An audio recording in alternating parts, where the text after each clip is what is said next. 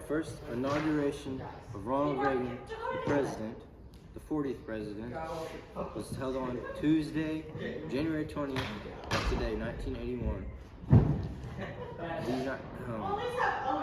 It was held at the west front of the United States Capitol in Washington, and people really like him. It was the 49th inauguration and marked the commencement of Ronald Reagan's and George H.W. Bush's first term as president and vice president, respectively. The inaugural committee, Joint Congressional Committee on Inaugural Ceremonies, is responsible for planning and executing the inauguration.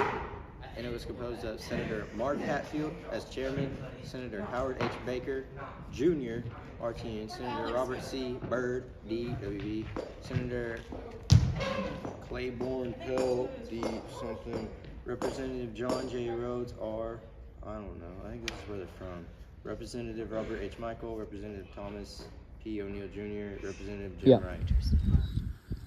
What's your name, son? Joe Montana. You got a good catch. Thank you. You're gonna be the best quarterback in the world. Damn, you will be.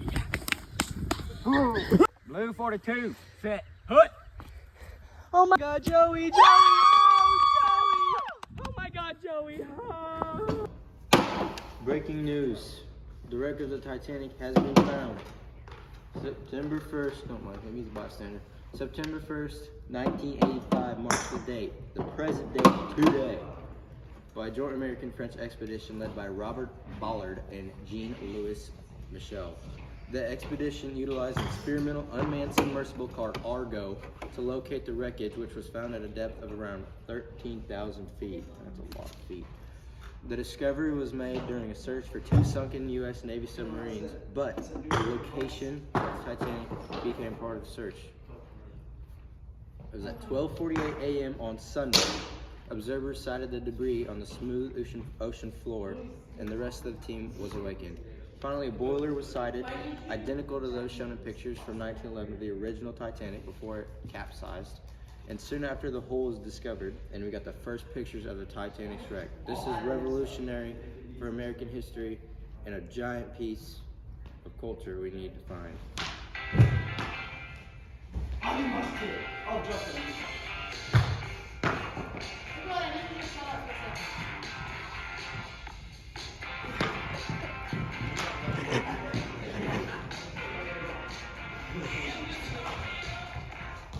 Okay, that was Start Me Up by the Rolling Stones. It's been voted one of the biggest rock songs for the 80s.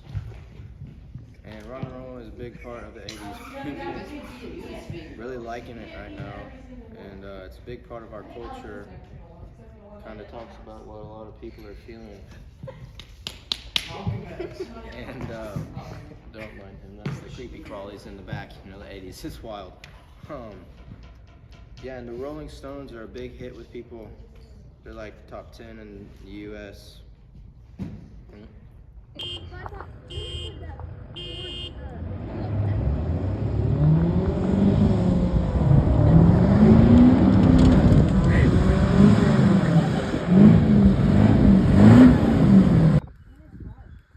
Ford, best truck ever made. If you got a Chevy, this will get it. Okay, Kawasaki's starting lineup for today. They have iconic models like the GPZ 900R, Vulcan 700, also in the 750, and the Ninja ZX7R. The GPZ 900R was first released in '84. Was a four-stroke, four-cylinder liquid-cooled machine that helped establish Kawasaki's reputation for the high-building performance motorcycles. The Vulcan 700, introduced around the same time, was notable for being the first V-twin cruiser from a Japanese manufacturer. Finally, the ZX7R, launched in '89, marked Kawasaki's entry into the sports bike market. I mean, I think he's had enough clips.